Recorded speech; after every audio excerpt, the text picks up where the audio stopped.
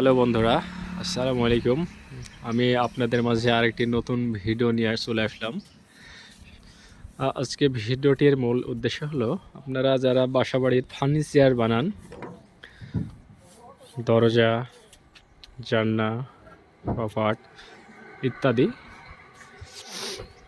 এই ভিডিওটি একটি গুরুত্বপূর্ণ ভিডিও। আপনারা দেখেন যে অনেক সময় সেগুলো ঘুনে খেয়ে রয়ে খেয়ে নষ্ট হয়ে যায় অল্প সময়ের মধ্যে। এই নষ্ট হওয়ার কারণ যে ভুলগুলো আমরা করে থাকি সেগুলো হলো, সেখানে আমরা কোনো রকম বিষ মারি না।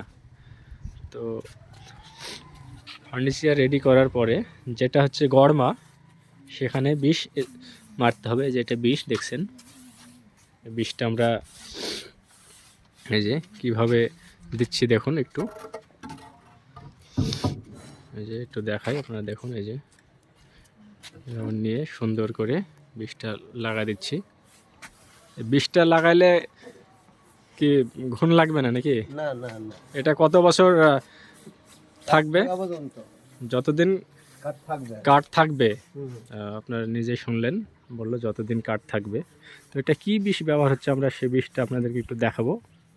আপনারা সাথে থাকুন, দেখাচ্ছি বিষটা কি বিষ।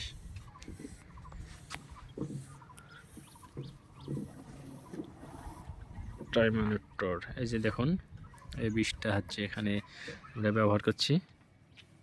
দেখুন, ভালো করে দেখে নিন।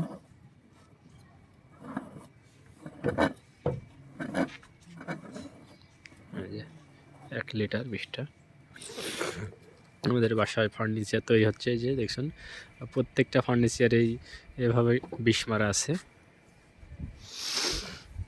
দেখুন,